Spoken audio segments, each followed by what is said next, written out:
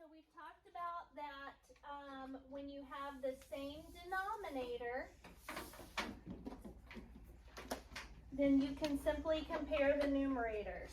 So if you have 2/3 and you're comparing that to 1/3, it's clear that 2/3 is bigger than 1/3. So all you have to do in that case is compare the numerators. When you have the same numerator but different denominators, so here we have 2/3 and 2/5. Since the whole is cut into more pieces, the pieces are smaller. Therefore, if we have 2/3 size pieces are bigger than 2/5 size pieces. So when the numerators are the same, you look at the denominator and remember, the bigger the denominator, the smaller the piece. Okay. This is pretty cool. 3 new flowering dogwood trees were planted in a park in Springfield, Missouri. I know. The trees were 6.5 foot, 5 2/3 foot, and 5 5/8 foot tall. Order the plant heights from least to greatest. So if you look at those heights, sit up please. You can tell right away that one is bigger than the other. So we have 6.5, 5 2/3, and 5 5/8. Katana, which of those 3 is the biggest? You can tell right off the bat. Riley. 6 1/2. 6 1/2. How do you know that's the biggest one? Because the whole number is bigger than the other 2. Because the whole number is bigger than the other 2. So if you don't even look at the fraction, you've got 6, 5, and 5, which is bigger. 6. Okay? Riley, give yourself a point. So 5 is less than 6. So right off we know that 6.5 is the biggest one up there. So we're going to put down here 6 1/2 in the last spot because that's the biggest. But we have, so we can get rid of the 6.5, and that leaves us with 5 2/3 and 5 5/8. Now we have to compare those two. Well, the wholes are the same, so we can get rid of those, and then we just need to compare these 2 fractions. One way to compare 2 fractions is to find a common denominator. You guys saw earlier that when you have the same denominator, it's easy to compare because you just compare the number of pieces, right? So we've learned about common multiples, and one way to find a common denominator is to multiply each fraction, Peyton, by the other fraction's denominator. So this fraction 2/3 we would multiply by the other fraction's denominator. What's our other fraction? 8. 5/8. The denominator is 8, so we would multiply by 8/8. This fraction 5/8 we would multiply by what? 3/3. When we do that, 3 times 8 is going to be the same as 8 times 3, right? So we end up with 24, 16 on top here, 15 on top here. Now we can easily see that 16 24ths is greater than 15 24ths. So when we come back, 24 is a multiple of both 3 and 8, so 24 is our common denominator. In order to get that, we multiplied 5 2/3 by 8/8 and got 5 16 24ths. And we multiplied 5 5/8 by 3/3 and got 15 24ths. So which is bigger, 5 2/3 which is the same as 16/24ths, or 5 5/8, which is the same as 15/24ths. This one's bigger, right? Yeah. So that means 5 2/3 is going to go next to our biggest one. So 5 2/3 goes here, and then the smallest one is 5 5/8. So in order from least to greatest, we have 5 5/8 is the smallest or shortest, 5 2/3, then 6 1/2 feet. 1 minute though.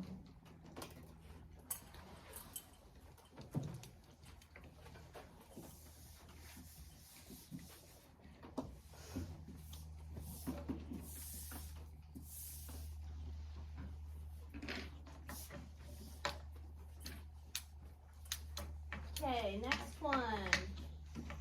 You can compare fractions and decimals by comparing them to 1/2. So, if you go to a restaurant and let's say Casey goes to a restaurant and he gets a glass of soda. And Katrina, the server, comes over and says to him, "Would you like some more soda?" And what do you think Casey says? Mm-hmm. And then Casey's mom's like, And they compromise on a 1/2 glass. So this is Casey's glass. And this is how much soda she puts in it. What's Casey gonna say? That's not half, right? So you guys know what 1/2 is. You know instinctually what 1/2 is. You can all decide what 1/2 is. But we can compare fractions the same way. So if you've got this amount and this amount, so we've got this amount and then we've got this amount. We will know if we say, well, this is less than half, this is more than half, so this amount is big, so this amount's less than that amount, okay? So we can do the same thing with students. We'll do it at the end after the video. Yes, Skylar? They look like batteries. They do look like batteries because they've got their positive and negative sides. Yeah, you're right. But we can do that with our fractions and decimals. So the next problem wants us to compare this decimal to this fraction. So this decimal to this fraction. Okay. How do you say that correctly? Melanie? 92 hundredths. Okay. 92 hundredths. And 2 sevenths. What's half of 100? 50. So this amount is greater than half, right? Yes. What's half of 7? 3.5. 3 1/2. So 2 is less than half, right? Less than half of 7. So if this amount is greater than half and this is less than half, then 92 hundredths would be a greater amount than 2 sevenths. Okay? So 92 hundredths is greater than half. 2 sevenths is less than half. So 92 hundredths is greater than 2 sevenths.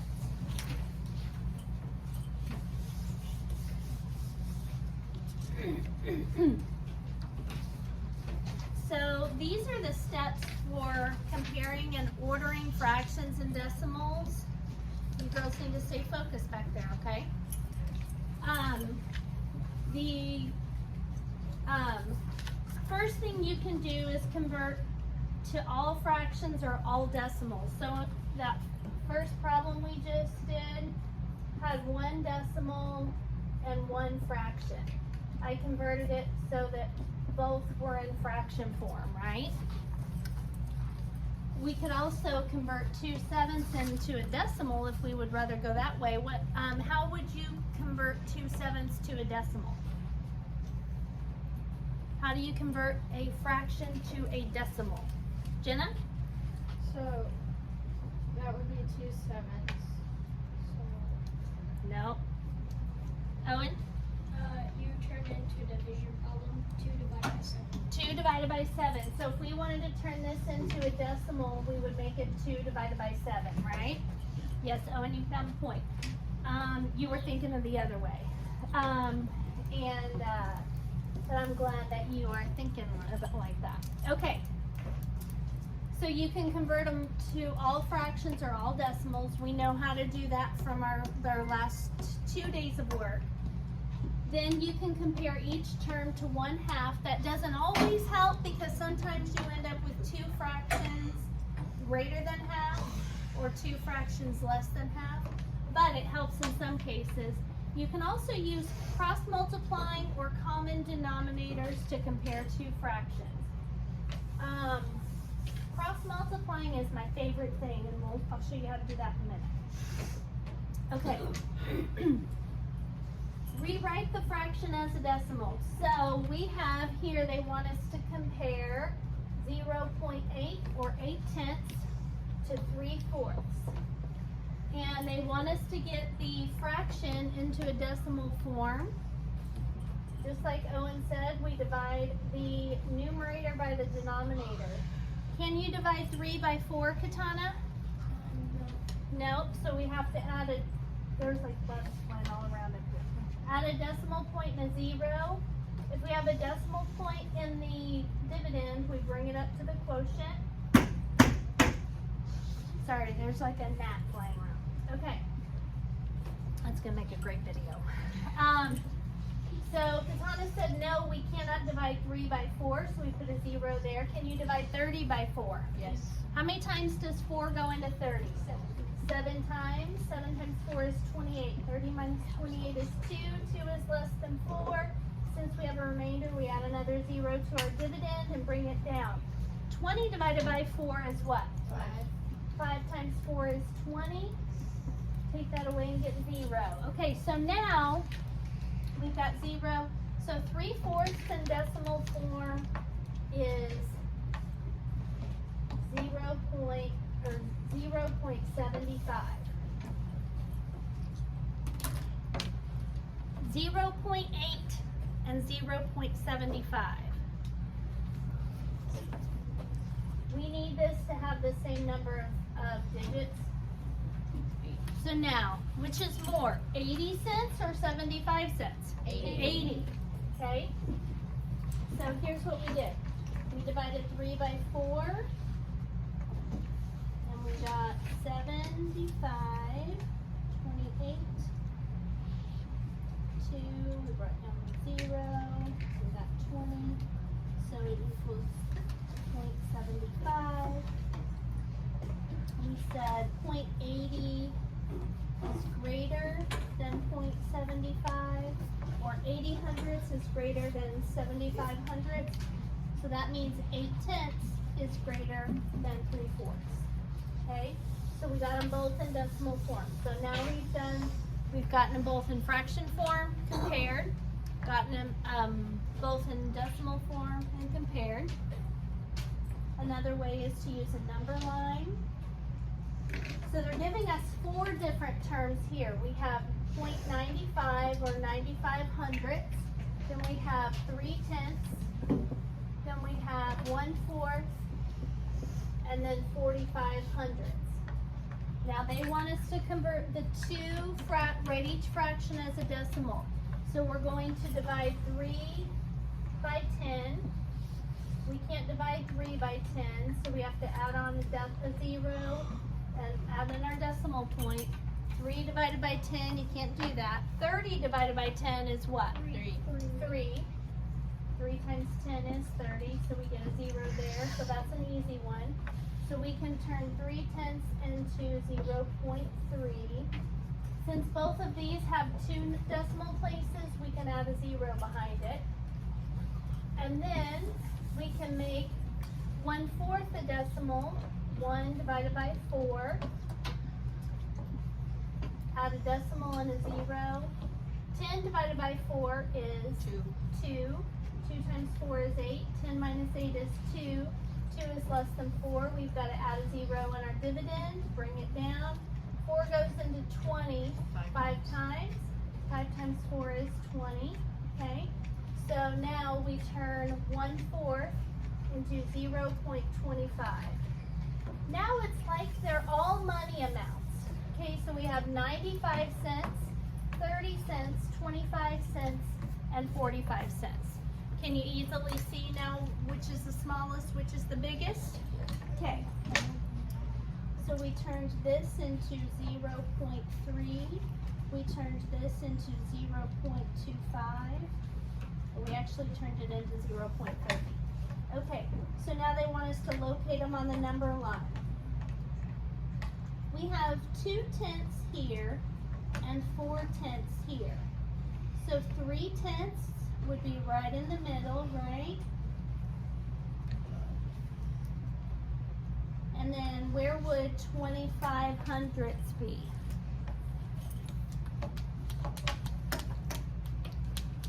Wyatt? Wouldn't it be the line right before 30 Yep. hundredths? Yep, that's exactly right. The line right before 30 hundredths. Wyatt, you can have a point. Okay, good job. So now we've got all our numbers on there because they already had given us 45 hundredths and 95. So which is the smallest? 25 hundredths, which is the same as 1/4. So that goes first. And then what's the next smallest? 30 hundredths or 3/10. And then the next smallest? 45 hundredths. And then the next, and then the biggest? 95 hundredths. What's really important, and a lot of kids in the other classes forgot this today, they were writing 30 hundredths here and, 25 hundredths here and 30 hundredths here. You have to go back to the original problem and what you're comparing when you write down your final answer. You guys understand what I'm saying? Okay. All right. Order from least to greatest. So we have here 3 and 3/6, 3 and 5/8, 2 and 9/10.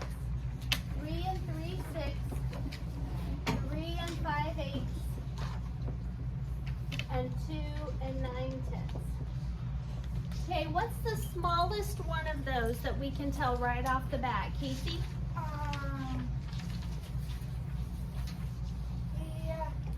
Look at these numbers. Which is the smallest?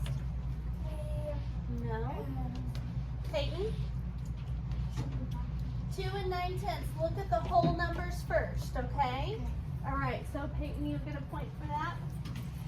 So the smallest number right off the bat is 2 and 9/10 because we've got to look at that whole number first. So now, Avery, we've gotten rid of that guy. Now, I'm going to teach you to cross multiply. Okay, we don't need the whole numbers to cross multiply. If we just want to tell whether 3/6 or 5/8 is bigger, watch this. You put them side by side and you do this. You draw a line up from 6 to 5. What's 6 times 5? 30. Draw a line up. What's 8 times 3? 24. 24, so now we're just going to look at the two top numbers, 24 and 30. Which is bigger? 30. So 24 is less than 30. Therefore, 3/6, the number under 24, is less than 5/8, the number under 30. We could also say, what's half of 6? 3. So this one's equal to half. What's half of 8? So this one's greater than half. Okay? Okay. So if we multiply by the other fractions denominator, we can do that too, which would be 8 over 8 here. So 3 and 18 over 48. Multiply 5/8 times 6 over 6, which would give us 30 over 48. Oh, this should be 24, sorry. I was like, that's not working.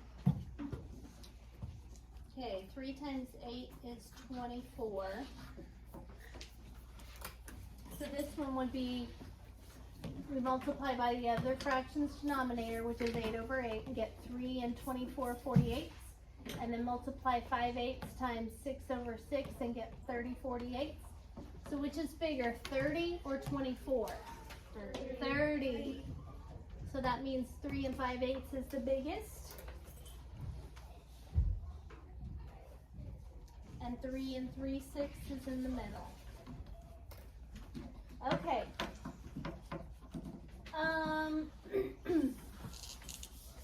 Here's where we get into the examples. We have to compare this decimal and this fraction. How do you want to do it?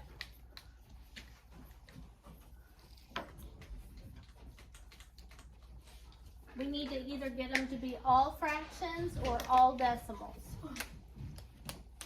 Ian? All decimals. Okay, so that means, how do we turn this into a decimal?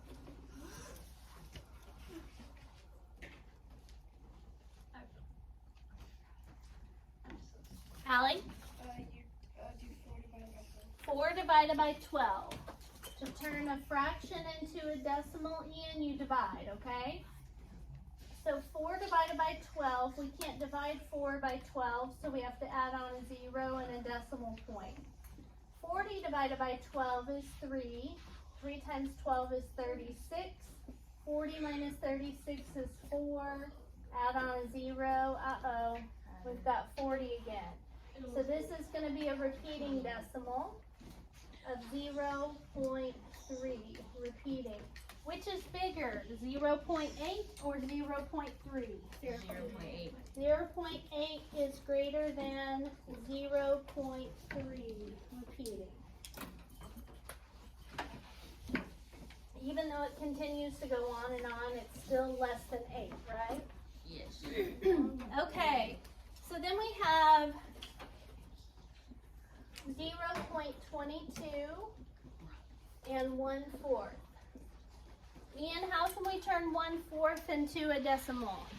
1 divided by 4. Yep, 1 divided by 4, and that's an easy one here. So we add our decimal point and our 0, decimal point and our 0. What's 10 divided by 4? 2. 2 times 4 is 8. Take that away, get 2. Bring down a decimal or 0. 4 goes into 20. 4 times. 5 times. 5 times. Sorry. Okay. Okay. So now we have 0.22 or 0.25? 0.25. All right. So we just divided 1 by 4, and I want you to write this down.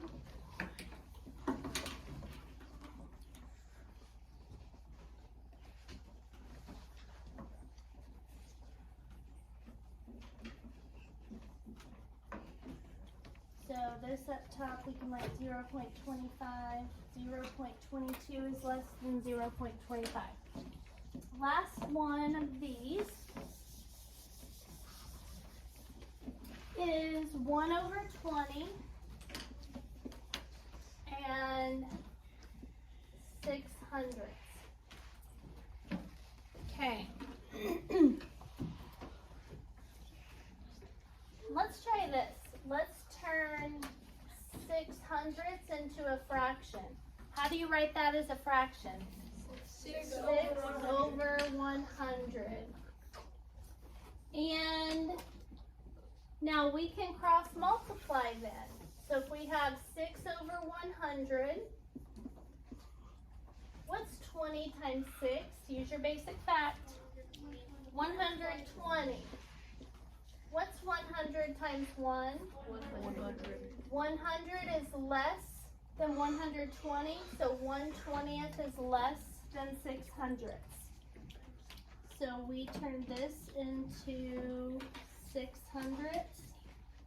Let me do it down here. So we turn this into 1/20 and 6/100, and we cross multiply. This way you'll have it on your paper. 100 and 120. 100 is less than 120. So 1/20th is less than 6/100. Okay, last one. Use a number line. Then I'm going to let you do some on your own. Okay, 1 4/5. 1.25. 1 1/10. How do you turn this into a mixed number? Read it. Katrina, how do you say that decimal? 1 25/100. Good. Okay, 1 25/100. Now, we've got 1, 1, and 1. So we only need to look at the fraction part. What is half of 5? 2.5. So 4 is more than 2.5, right? So this fraction is more than half. What's half of 100?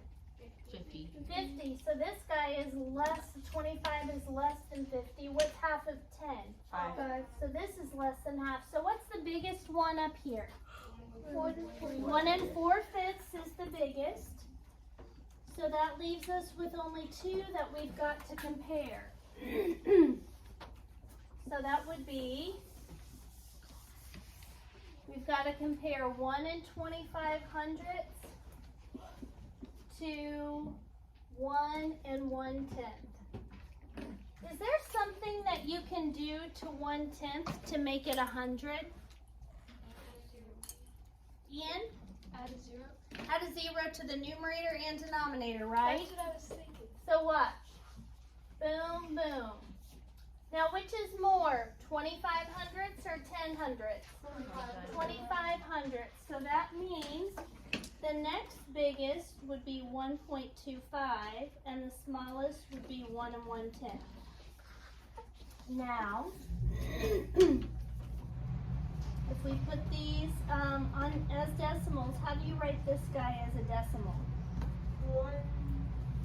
1.1.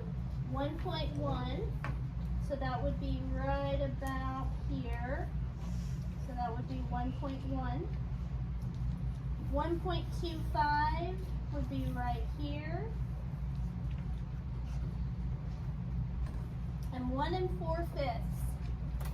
We're going to have to divide 4 by 5 to find out what the decimal is. Can you divide 40 by 5? Yes. So it's in 8 times. Okay. So this decimal would be 0.8.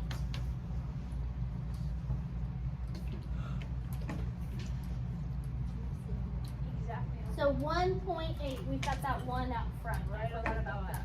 So 1.8. And that would be right here. So we've got 1.1, 1.25, and 1.8. Okay. I'm going to go ahead and stop the video.